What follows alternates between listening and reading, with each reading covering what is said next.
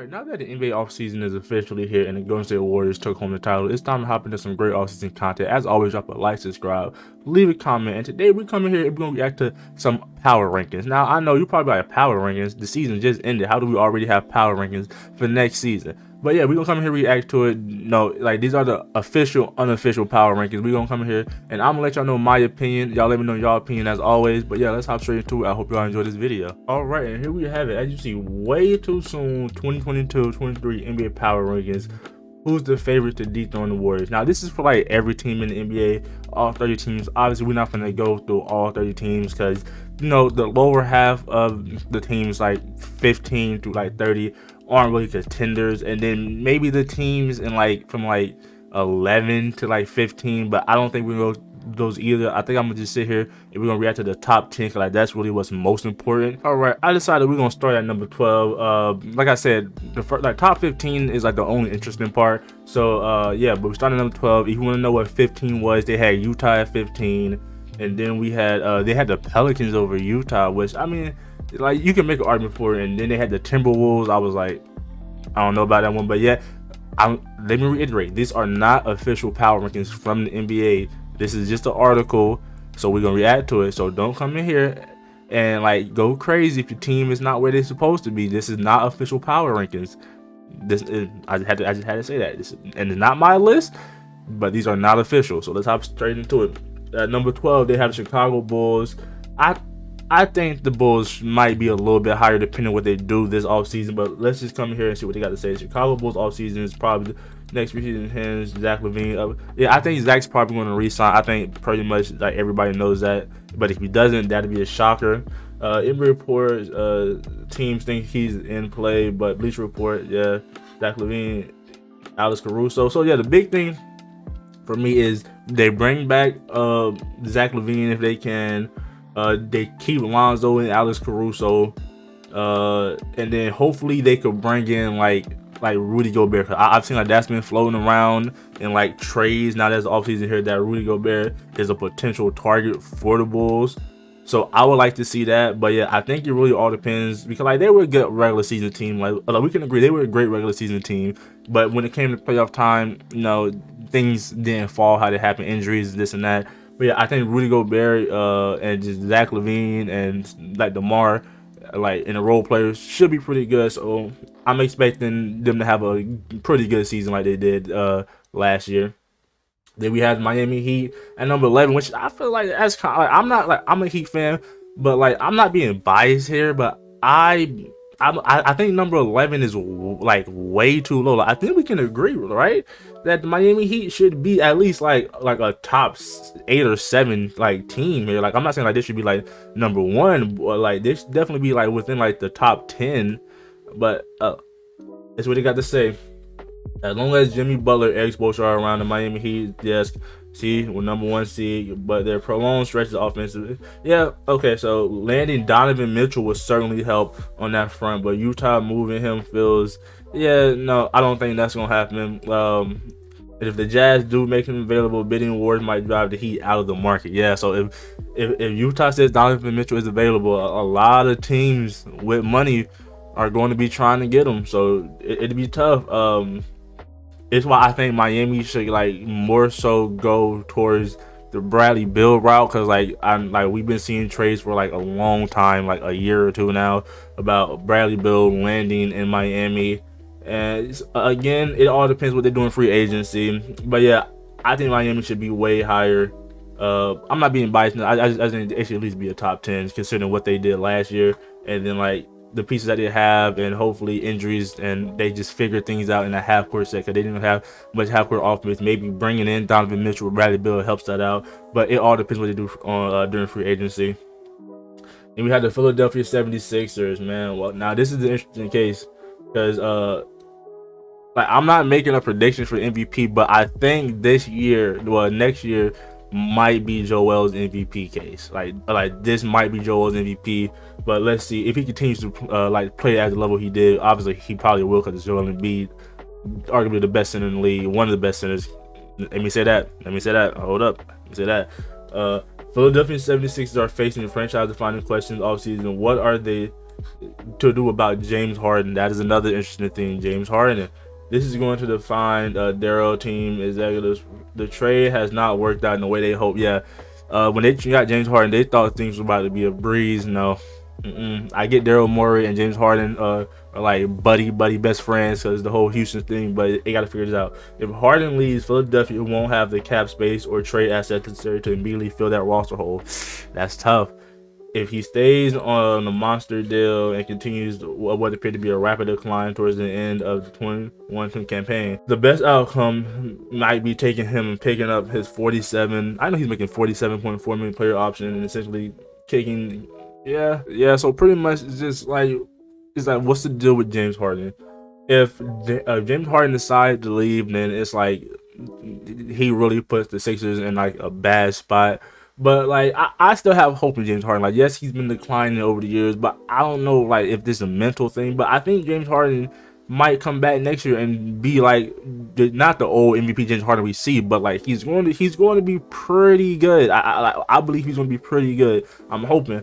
But yeah, the 76ers got like they've been going through a lot of like crazy stuff in their front office and their team the past few years. I hope everything get back to normal because Joel Embiid has been playing insanely out of his mind. But again, what were they doing free agency? It's all up to James Harden. Then we had the Phoenix Suns, one of the biggest disappointments. Oh my God, the Phoenix Suns. Yeah, I don't got much to say about them, but they folded hard. And like from the picture right here, I already know what it is. DeAndre Ayton, free agent, expecting a big payday. A lot of teams are willing to give it to him. I saw teams like Charlotte. And just like teams like that, maybe the Pacers. So it's like they have to figure out what they got to do with DeAndre Ayton. But let's take a quick look. 64 regular season, imploding in playoffs, blah blah blah. After they failed to sign DeAndre Ayton to the extension, they didn't sign an extension. That's right. It's not more likely than not that he'll be playing for another team, according to James Edwards. If all the drama and disappointment results in more resolve from Chris Paul, Devin Booker, and more positionless players in the place of Ayton, the Suns can make another deep run. Yeah, so basically, like I said, all about re-signing DeAndre Ayton. Like DeAndre Ayton is like he's very good. He's a very good center. So a lot of teams are gonna be willing to try to pick him up, especially a lot of young teams. They'll try to pick him up. And we don't know how much longer Chris Paul is going to continue to play at this level. Of course, Devin Booker is always going to be a bucket getter. He's going to get you his points. He's going to come out there and produce every night. But if Chris Paul starts to decline, because Chris Paul is 37 years old, but like anything's possible. Like he's proven us wrong over the past few years. But how much longer can Chris Paul continue to play at this level? We don't know. And then once again, signing DeAndre Ayton. Are they going to, because like they didn't sign to extension, are they going to give him his money? We'll have to wait and see. So then we had the Brooklyn Nets. Yes, the Brooklyn Nets at number 8. I like don't get me wrong, I feel like this might be like the perfect spot. I think there's like they should be within like that 5 to 8 range. But I don't even got to read this. I already know what this is talking about. It's talking about well, this might not be talking about the Kyrie trade because like this article came out before, like a few days before the whole Kyrie thing. So yeah, if you don't know Kyrie, there's a lot of stuff going on with his contract. We don't know if Kyrie's going to be there next season, which it's crazy to me because like I really do want to see the Ben Simmons, Kyrie, and KD thing. Or, like if you've been on the channel for a while, you know I'm like a big fan of wanting to see this work. Cause I think it's like the perfect trio. They got the defensive playmaker in Ben Simmons can lock down the wing, running small ball 5, and they got KD and Kyrie who is going to come out here and give you 30 apiece. And I think that could really work out for this team. So I'm really hoping things work out with Kyrie and his contract, and then the whole Ben Simmons thing. Hopefully Ben Simmons come back to being that defensive minded playmaker that we all come accustomed to, and then hopefully maybe playing with Kyrie and KD. Hopefully he can elevate his offensive side of the game, but it's a lot of stuff going on, and KD's not going anywhere.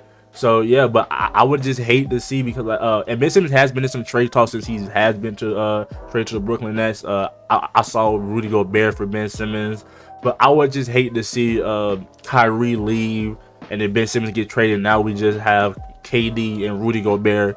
I'm not a fan of that, so I don't really got to read this. I already know what it's like talking about, but yeah. Then we have Dallas Mavericks at 7. The Dallas Mavericks, yeah. I already know what this is too. Jalen Brunson. They got like they done made some trades. So it's just, can they bring back Jalen Brunson? Luka is going to continue to be Luka, but after the season we saw from Jalen Brunson, teams are willing to give this man a big payday. Now they got Christian Wood that provides more offense on and center play, because like they didn't have some. They had the Dwight Powell, Maxi Kleber, like they're cool, but Dwight Howard was doing. I said Dwight Powell was doing jump balls, and then he was immediately on the bench. So yeah, but let's take a quick look. New York hired Jalen Brunson's father as an assistant coach. Wow, I didn't know that. Having someone who can carry the burden on the offense while Dallas heliocentric superstars off the floor. Yeah, okay. So pretty much, like I said, it's just like it's all about Jalen Brunson, because like they need Jalen Brunson to be that ball handler when Luka is like not on the floor. Because like if you watched a lot of Mavericks game, when Luka wasn't on the floor, the offense was like, what we doing here? And then they relied on Jalen Brunson, who is really, don't get me wrong, he's really good at that.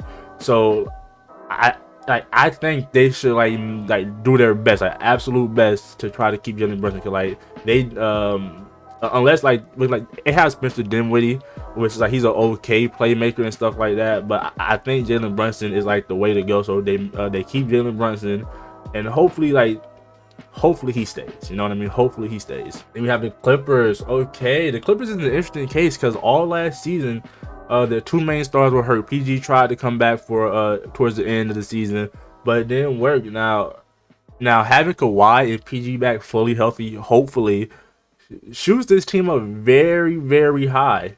So let's see what they got to say. If the Los Angeles Clippers have a healthy next season, they're most certainly to compete for a championship, even without dramatic changes.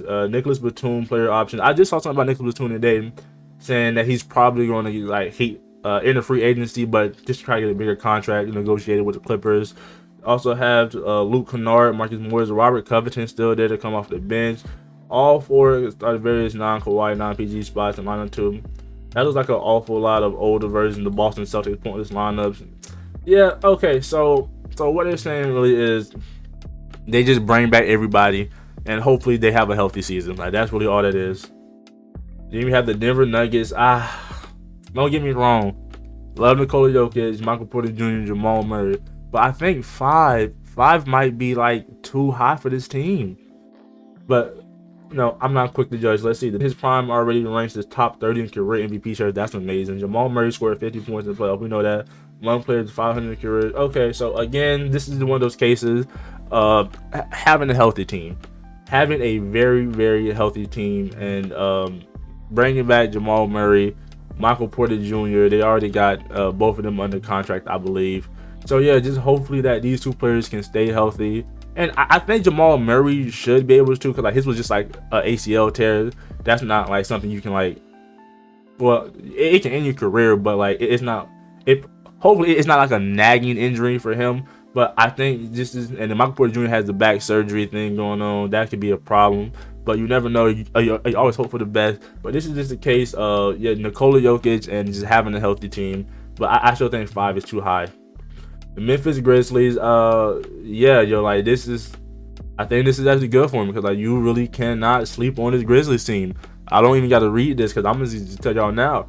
This team is very young, but they're very good. And I think with this playoffs experience that they just gained, things are going to get a lot better for them, a lot scarier.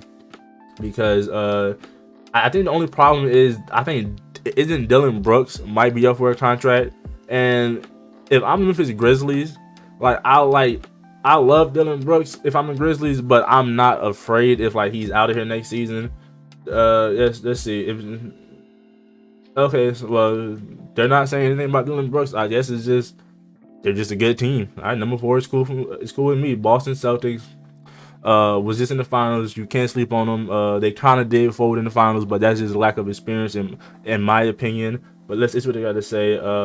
Chris Middleton, Boston. Okay, the fact they played a juggernaut defense over the back at half. So after a quick read, it's just like it's just getting better overall on the court, not get like bringing in players essentially. It's just having more experience and just getting better like IQ wise. So Boston Celtics did 3. Okay, I'm cool with that. Milwaukee Bucks is to be expected. We don't gotta talk about them. If Chris Middleton doesn't go down, maybe things change. But yeah, they have Giannis. When you have Giannis and Chris Middleton, and like decent role players, pretty much like you're going to be in like title contention. And the number one is obviously the Warriors. Just won the finals. We don't gotta talk about them. I think Jordan Poole has to get paid, I believe. And Kevon Looney is probably going to get offered a lot of contracts, so that's to be on the lookout. And then, yeah, hopefully James Wiseman come back, Moses Moody, Jonathan Kuminga get more minutes. But that's pretty much it. Yeah, go to the Warriors. Who's going to take them down? In the comments, y'all let me know y'all opinion. If y'all enjoyed the video, as always, drop a like, subscribe, leave a comment. Let me know if y'all agree with things I said. If you disagree with what I said, is your team ranked properly on here? Cause I know I didn't show like the bottom half, like the 13 through like 30. But that I just believe like those aren't really teams that's really in contention. Like maybe like 15, like I said, it was Utah, and then they had the Pels, and then they had the Wolves. But everybody after that, it's not in like really contenders in my book. But yeah, so like y'all let me know if your team is on here and do you agree with the rankings. But yeah, as always, drop a like, subscribe, leave a comment. I'm gonna catch you next video. We out of here. Peace.